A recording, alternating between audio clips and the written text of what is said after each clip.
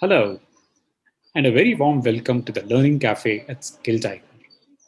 We are very proud to bring out our first episode called The Conversations. In our conversations today, we bring to you an interview with an accomplished business leader, Mr. Amit Barve.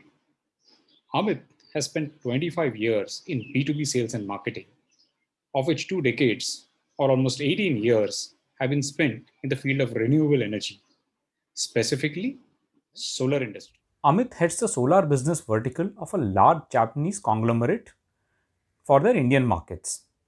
He has been a consistent achiever throughout his career, having won the Accelerated Sales Development Award twice in his earlier role.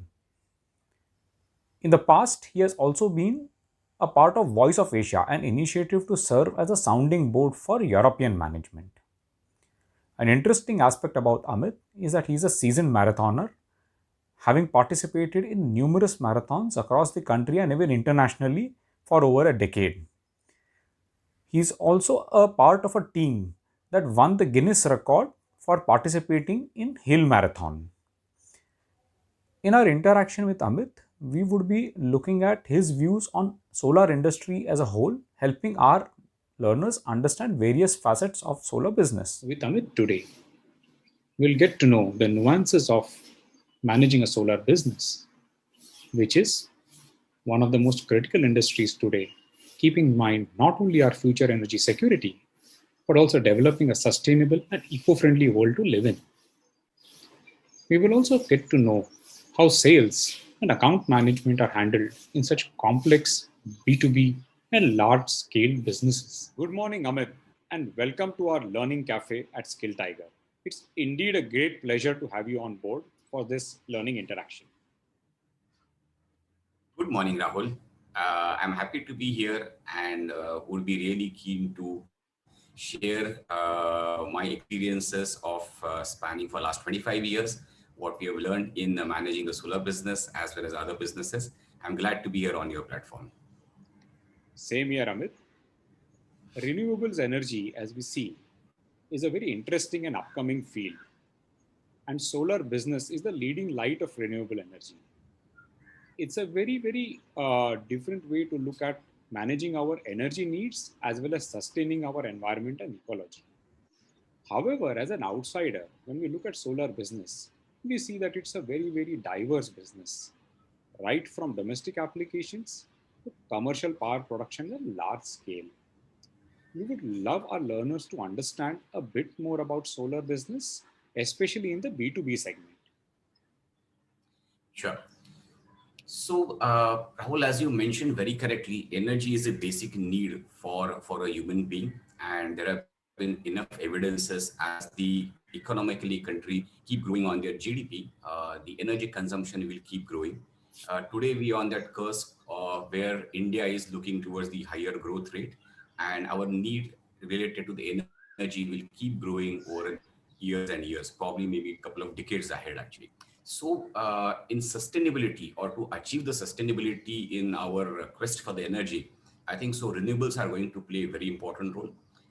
And within renewables, solar being a nature of source which is omnipresent, and it is something which will make a difference in terms of generation as well as consumption. Because the unique advantage what solar brings is that you can consume at a place which generate. You are eliminating a lot of transmission distribution losses, and you are able to efficiently utilize the energy from the nature. Now, within solar energy, there are various gamut of businesses. I would say I will just briefly touch upon. And it broadly starts with two classifications. What we say is an off-grid business and an on-grid business. Off-grid business is something where we don't utilize the energy being generated at a point of time when it is being generated, but it is normally stored and can be utilized as and when it is required. So this is very typically has been the development or growth model in India as far as solar energy in past, where rural electrification, remote places where the grid availability was not there, these places have been powered using the solar. And it's absolutely a different set of a business, which is like a small, unique, and using a storage medium actually as one of the way. The second biggest sector, which is growing in leaps and bounds, is on-grid, where we produce the energy and we consume at the time it's getting produced. And that is called as an on-grid because I'm actually interacting with the grid consistently and continuously, either to just get a reference check with the grid or to import or to export, depending upon the need of my customer in terms of energy requirement at that particular point of time. So within on-grid, there are now various sectors. As you mentioned correctly, it starts from as small applications like a residential consumer who can set up like a small system of 1 kilowatt to suffice his needs, going to something called as a SOHO segment, where institutions, colleges, universities, stadiums, multiple places which can be powered using the solar. Going further into commercial industrial spaces, where typically the roofs of these industries or commercial buildings can be utilized to generate the energy. And last, but which is the not least and the fastest moving segment, is what we call as the utility segment, where the installations happening similar to the centralized generating systems in a conventional way, where we are actually setting up hundreds of megawatts of solar power plant at one location and use that energy like a normal conventional energy by distributing it either to the local areas or far-flung areas using the long-distance networks. These are the different sectors which are available in the solar and which are buzzing. And I would say almost every sector is growing at its CAGR, which is unmatched with any other energy resource actually. So these are about the sectors where it is actually available. The second is the business model on which you can classify the usage of solar energy. So capital or the capital requirement of an investment in solar energy used to be very high as compared to the conventional generation of power, which over a period of last 15 years has been dropping consistently every year. And today, generation of solar energy has become far more feasible and viable as it has become cheaper as compared to the grid power, which means we are now competing with the power generation cost from fossil fuels actually. And today we are cheaper in terms of generating the energy from solar, except for one exception is that it still doesn't have a 24/7 availability because as the sun rises, the energy starts getting generated and it is available only till the sunset. That's the only I would say a shortcoming in terms of this source of energy. But in terms of financial feasibility, it is scaling up all the heights that you can talk about. But still today, there are two types of business models which are available and which are predominantly running into the industry. One, it's a simple capex model where a user wants to invest on his own fund and uses his own money, either by his own resources or borrowing it from the banks or institutions. The other is OPEX, where a consumer doesn't have to do any investment actually, and he actually pays as he goes or the pays as he consumes actually. And there are third-party developers, investors who are investing into the solar energy, and they sell the solar energy like any other conventional distribution companies sell the energy, where energy gets metered at the end of every month and consumer keeps paying for the consumption what he has been utilized, which makes the adoption very fast and easy because no one has to go through this pain of getting the financial clearances, getting the investment allotment done, raising the capital to invest into the solar energy, and it becomes far more easier for adoption. So using both the models, the adoption is growing, and it's growing not only in India, but I would say globally. And today, I would say the fastest growing and the highest installation in terms of energy source every year is now being led by solar in terms of entire energy mix you can see worldwide as well as in India. So thank you, Amit. That was quite a good insight into your business. And I can see that for solar energy, actually sky is the limit. Yeah? And also glad to know how you have actually moved the models from supplying whatever or reacting, commissioning, and setting up projects to actually getting into power tariffs and supplying power for the consumers. Right. One of the areas where we were interested to know more was in the area of these large commercial contracts where you supply powers, probably use OEMs to cater to these customers, etc., etc. So could you just briefly touch upon this part in a little bit more detail? Yeah. So the large scale power generation and sale of power is happening again through two different structures actually. In India, one is through the government business actually, where large scale tenders are being floated, and either a state government, a public sector unit like NTPC, who is like a pioneer in terms of power generation, or even the central government, where they have made up a separate body called as a SECI, which is Solar Energy Corporation of India, who becomes a nodal agency in terms of coordinating all the tender activities for power generation using solar. These agencies are utilized, and where the bidding happens in partnership with the state and the central government, or it can be within the central government, or it can be independently a state government, where they identify the area, they identify the locations where the solar radiation is high, and it's a ideal place to make an investment to set up the plant. And these tenders are basically are done cost competitive by running on a reverse auctions.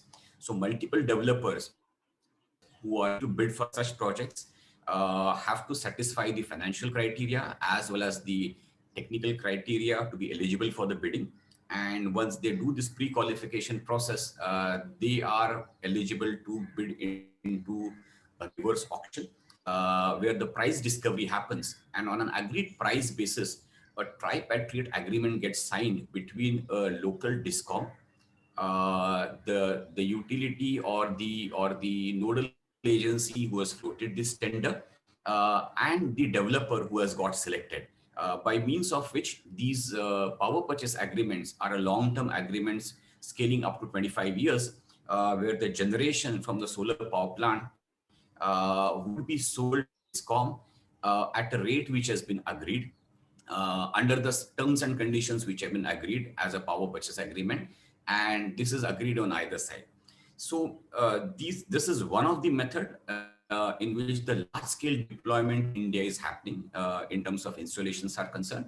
And the second, which has also been growing very fast, is the private PPAs, where the discom doesn't come into the picture, where the government agency doesn't come into the picture, but where a private equity, a private entity who is already a consumer, maybe an industry, a commercial building, or an IT park, a data center, who are all typically guzzlers of energy and who need a huge quantum of energy 24/7, they can also enter into a private PPA with a developer. This is very interesting to note because solar energy has transcended that barrier where it is moved from being a very public enterprise kind of investment to private enterprise and to actual consumers getting into contracts with, or as actual customers, let me put it that way, getting into contract with organizations who are ready to provide that kind of solutions. Yeah. Looks very complex though for us because it doesn't seem to be something which is very easy. Huge investments, long tenures, high impact horizons, etc. What we would like to understand is that how, I mean, in all of this, who is your customer? Whom do you cater to? How do you engage with them? And As I go into a bit larger, when I talk about commercial and industrial organization, these are typically commercial organizations like even airports, large stadiums, malls, commercial property owners who develop the properties to lease out offices, IT parks, data centers. These are all our customers. And when I say they are our customers, within one customer, there are again multiple customers, because it depends upon the kind of transactions that we are looking for. So if I am looking for an investment proposal where I want to pursue a development model to be offered to these companies, then there are multiple stakeholders. Like it is not only the maintenance manager or the energy auditor who is concerned into it. There would be multiple stakeholders, like even as high as even the board members would get involved into it, because it's a long-term commitment of 25 years that I want to honor. The legal team will get involved into it, because the power purchase agreement is an agreement signed on a stamp paper, which needs to be honored on either side. So the language, tone, tonality, everything will come into the picture. Acceptable criteria, not acceptable criteria.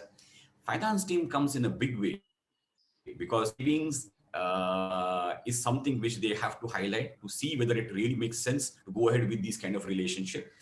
and technical team, because ultimately whatever you said and whatever you say on the paper also needs to perform, and it needs to be maintained, it needs to be practically feasible. My building needs to be able to take those additional load because of the installation. My electrical system should be capable enough of taking this injection of an energy. So I would say, when I say one customer, within one customer, I probably see multiple in-house internal customers actually. Yeah. And probably you need to navigate with all of them to get onto the concurrence, to see that the execution of this contract or an execution of this idea happens over a period of time. Because after you sign the papers, then the regulatory authorities will come into the picture to take the permissions, to install the systems, to take the safety audits from Central Inspectorate Electricity Generator, who gives the safety audit confirmations. So there are internal stakeholders, then there are external stakeholders. Put together, the project will happen. And from the project happens, then the delivery for the next 25 years starts actually, which is a long-term relationship to be maintained. And there will be multiple people keep changing probably, because it's a long-term contract of 25 years. And you really need to see what kind of situations may arise in next 25 years. Those needs to be addressed as a part of the contract, so that we don't land up into litigations in future, or people who change the jobs, new people come as a part of the team who have not been the part of the negotiation, but for them only a sole contract document is only a guidance based on which the things can navigate further. Oh, that is quite complex.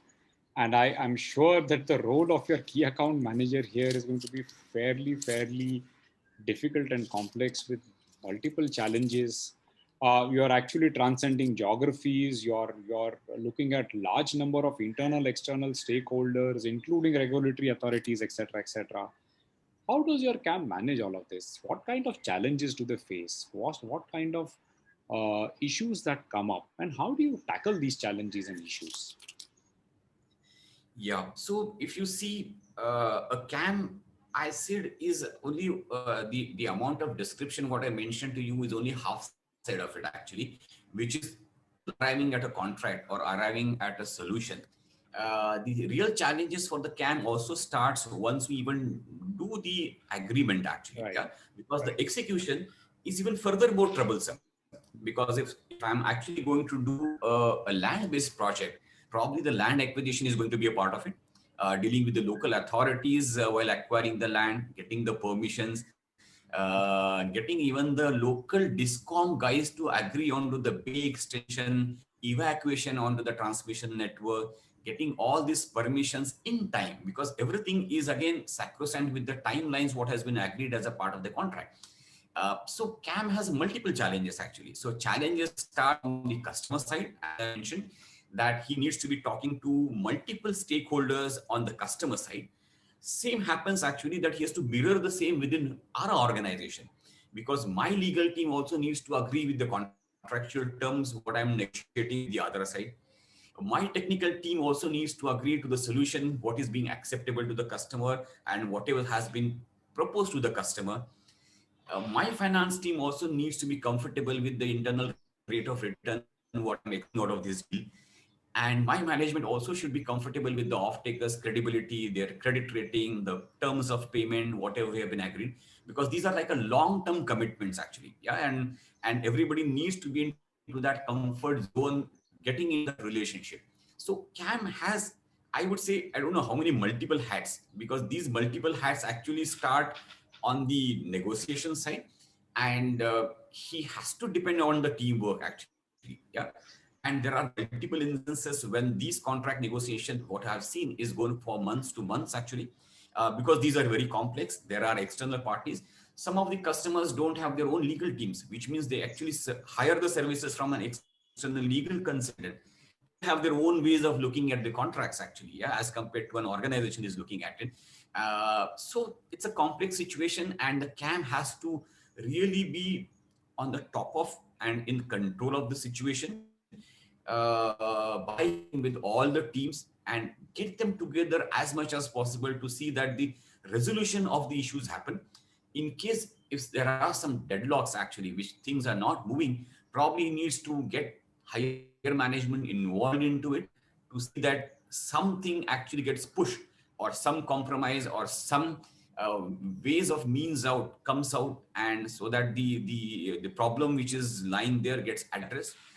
So the smartest guy who is aware about the policy, regulatory environment, clearances required, off-takers credibility, their credit ratings, technical solutions, commercial acumen and skills, to an extent small knowledge onto the legal side, and the contractual formalities is something what he really needs to manage. He really needs to be something like a champion who has adequate knowledge. He need not be having a knowledge into depth about everything. He need not be actually doing an engineering. At least if an engineering guy gives you a drawing, at least he should be able to know what this drawing means, so that I can speak to the customer to explain him this drawing.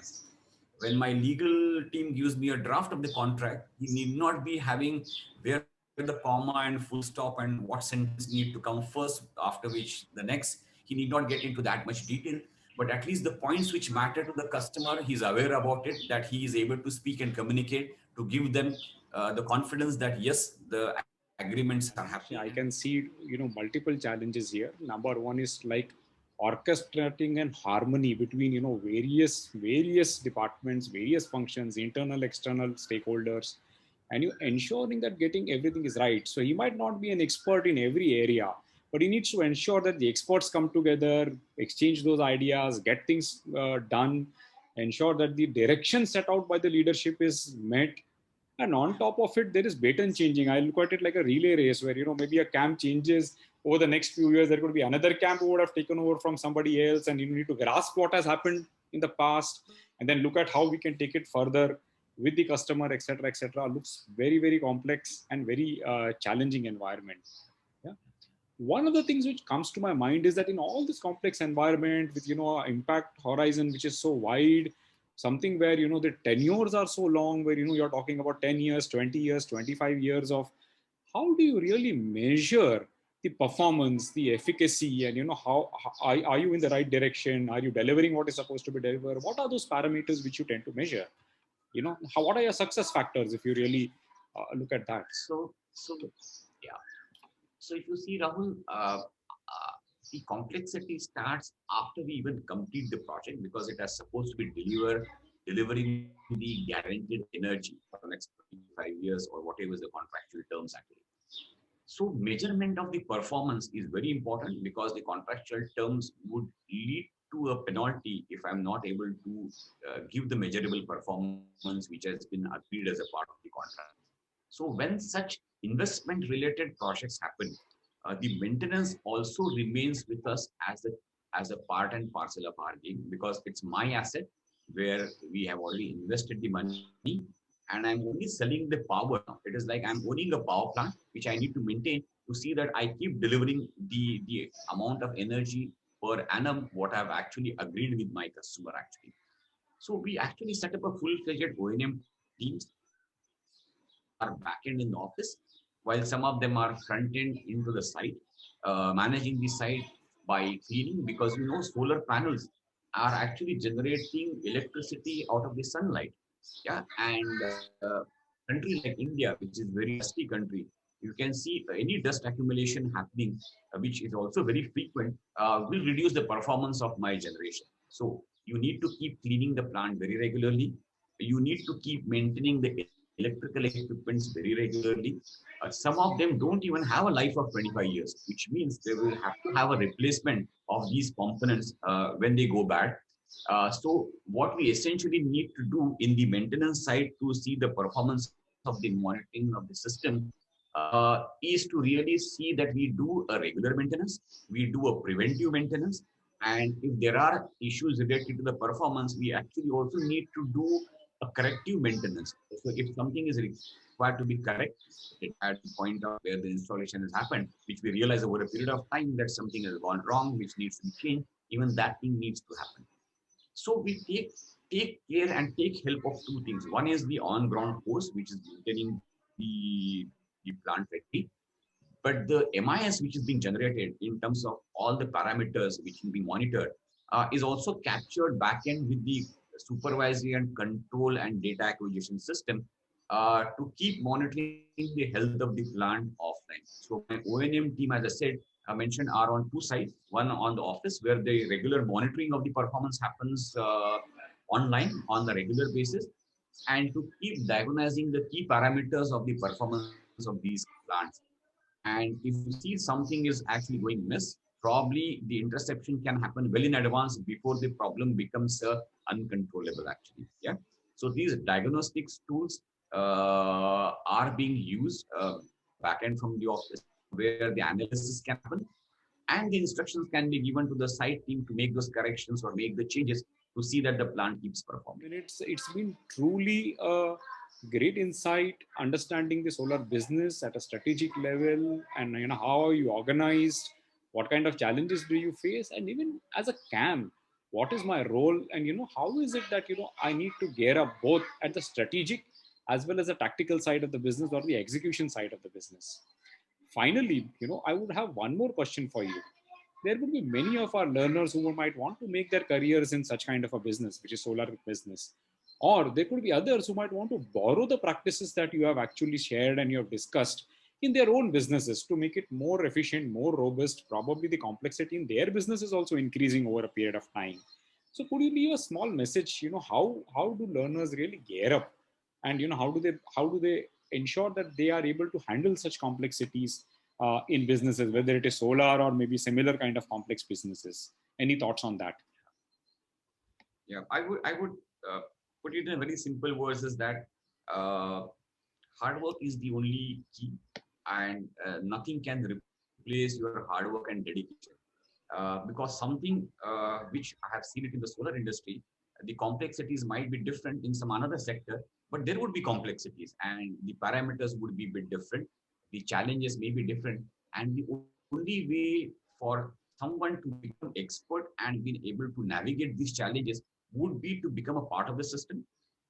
Don't keep your boundaries to what you are assigned, but maybe go beyond the brief and try to understand what influences the entire system, and learn, because that is the only way. Because the more exposure and the more learning you do of the various facets of the business, the more confidence and ability would be developed by a CAM. A CAM is a good CAM who has a mastery on everything. Here, that's what we have been also talking for last few couple of minutes. And this will not happen overnight. I think so. He needs to spend a lot amount of time understanding the functions of every department. And I say simply, put your hard work, dedication, learn as much as possible, interact with different agencies to understand the intricacies of different facets of the business, and then try to see the correlationship with each other, and then prioritize where is the crux of the entire eco solution, which are the ones which are the most important, where I need to have a more control, knowledge, and information as compared to the other sectors within it. This will really help any of the camp to go ahead and work confidently and be successful in the coming years. Very well said, Amit. I think there is no substitution for hard work and dedication. However, one of the very important aspects which I can gather from you is to learn and keep your mind open, because your role is not so easy. It's very complex and it transcends multiple areas of expertise and domains. So I think that's the key to succeed in probably solar or any other such complex business. And our learners can really take home that as a unique point which they can work on. Really wonderful insights that we have derived from you. We have got to understand your business much better now than where we started from maybe an hour back. And I do hope our learners do gain from this expertise and this experience of yours. Thank you very much once again for coming to our learning cafe at Skill Tiger, and have a great day. Thank you, Rahul. It was a pleasure talking to you and sharing my experiences, what I have gone through for a couple of years. And happy to be around to the platform, and wish you all the best, as well as to all the learners to make a big and be successful in their careers. Thank you so much. Thank you. Thank you, Amit.